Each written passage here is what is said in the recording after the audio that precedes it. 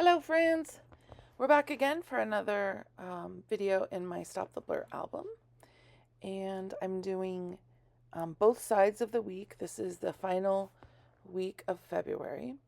And at the very beginning of February, I had taken some time to die cut a bunch of images and tucks and foldovers and that sort of thing.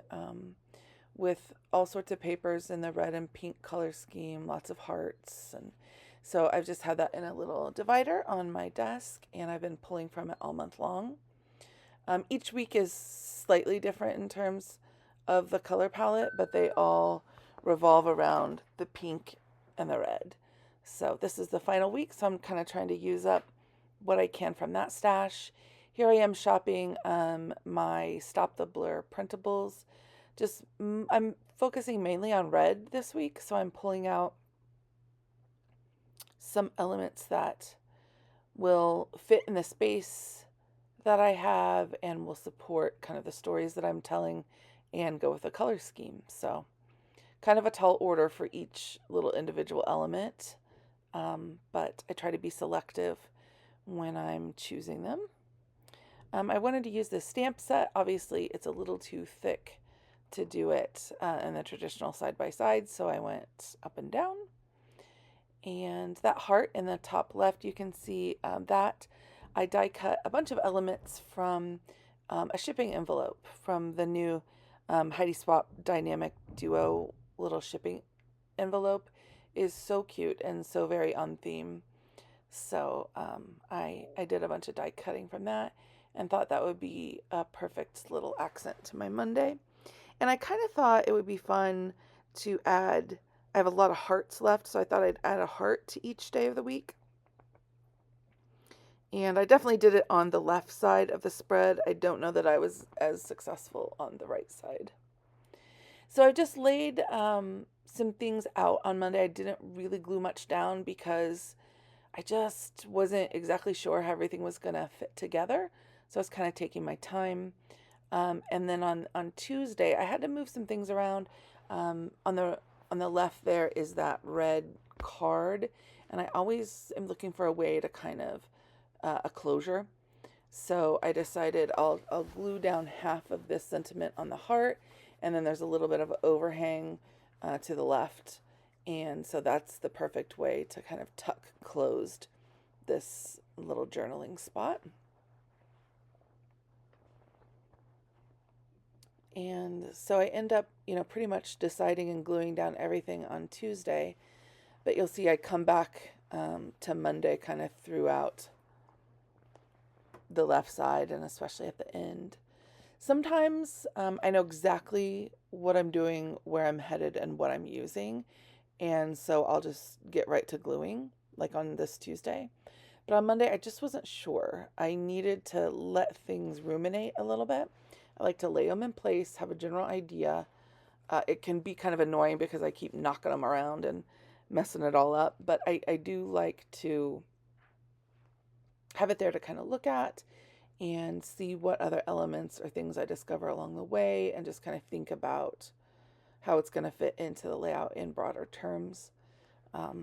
And I think that is just true to how I create. I don't really do in the Stop the Blur project where it's broken up into daily sections.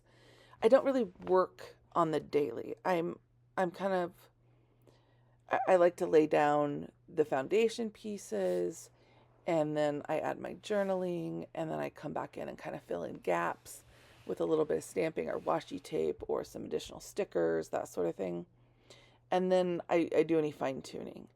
And so it's more of a systemic process than it is a daily process for me, for sure.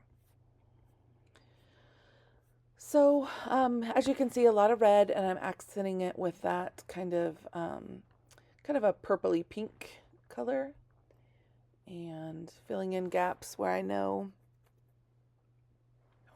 there needs to be a little something.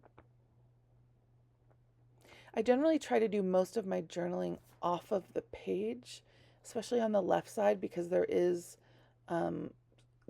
product on the other side, so it kind of adds some unevenness and bulkiness. So it's always better if I can do the journaling off of the page, kind of like you see here.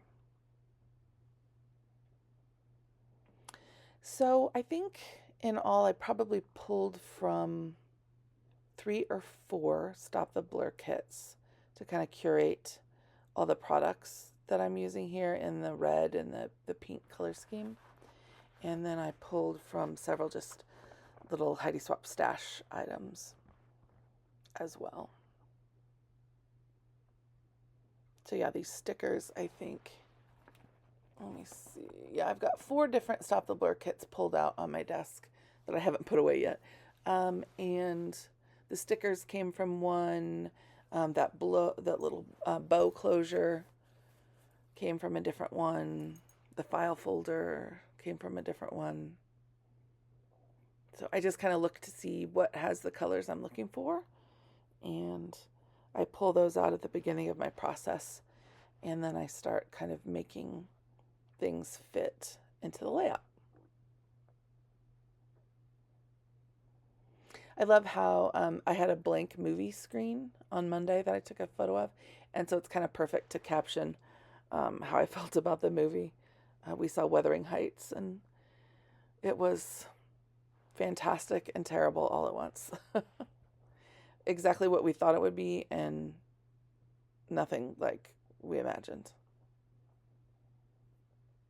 I love this. I really like how this scroll with the month worked out up there on the heart at the top. I don't know, for some reason it just really fit the vibe, and it stamped really well and just kind of worked out perfect. And I love that.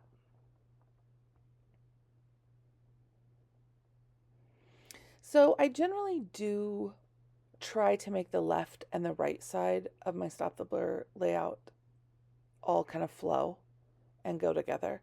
But sometimes, just for a variety of different reasons, more photos on one side than the other or whatever. But this time it's more like sisters than twins.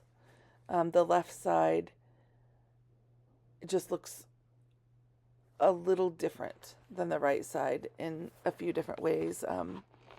The right side ends up with some bigger elements, whereas the left side you can see is comprised of lots of small individual elements. The right side is kind of more unified. And part of it is that the left side has 4 days and the right side has 3 and a blank space.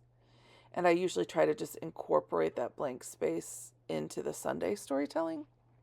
So kind of makes the left and the right a little different a lot of weeks.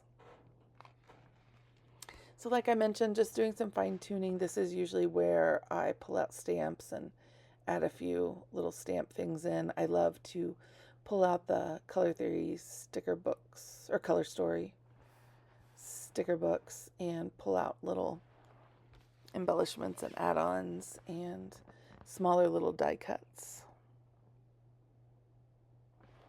So this week was my oldest daughter's birthday, and I didn't embrace like a birthday theme too heavily because I'm still kind of in this pink and red love era, but there's some subtle little birthday nods, and the journaling definitely addresses it. So this element, the Enjoy Acetate, had just a white fold over insert, and to me it wasn't quite enough contrast. It just wasn't really hitting the mark for my layout.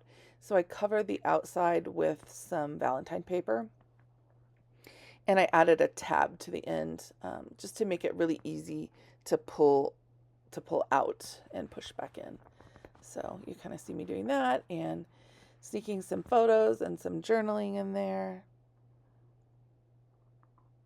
And then I'll just kind of tuck it away. You can see I've got another big heart on this side. I'm kind of still trying to maintain the theme of a lot of hearts, but that ends up really, I think, being about the only one I work over onto this side of the page.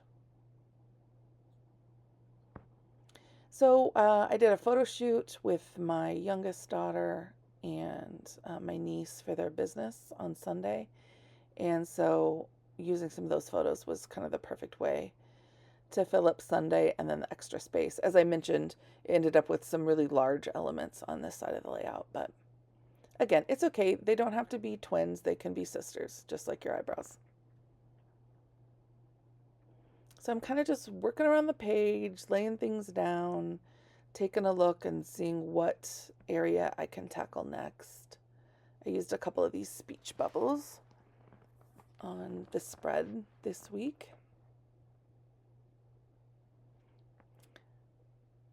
And here's my second use of the stickers, kind of tying the left page and the right page together with some elements that appear on both.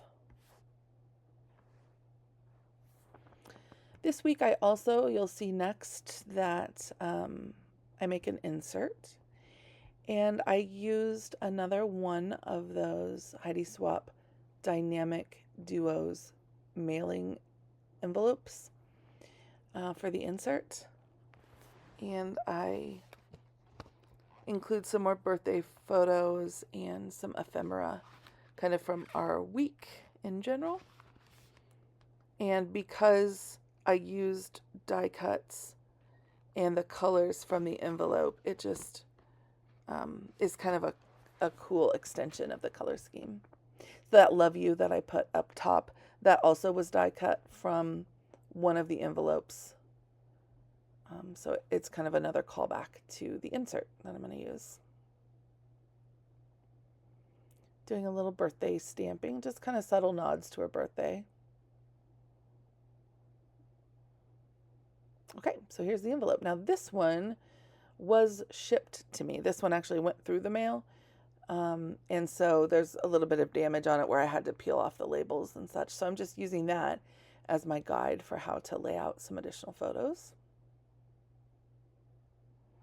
The first one I received came inside another package, so it was perfect to use for die cutting. This one is a little bit more beat up, but still really usable, and I always love to use real life ephemera and to recycle things that I would otherwise throw away. So I'm just adding on a few elements that I pulled up from the sticker sheets. This is the last little heart from the first quarter Stop the Blur kit.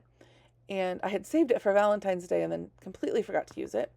So I'm going to pull out this little stamp and die set and just make a little one layer of cake to kind of hide the Happy Valentine's Day sentiment. I just love the little fingers wrapping around to hold the heart. Making, just like I said, a one layer cake. And the red was perfect because her favorite and her birthday cake every year is red velvet. So this is cute. I actually hadn't used this set before.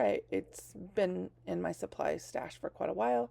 And I know I would eventually, but I just hadn't had the opportunity. So it's exciting to get to use those things that you've been holding on to for a while. And wow, that little candle is quite intricate and delicate, but really, really cute. And the perfect addition to the cake.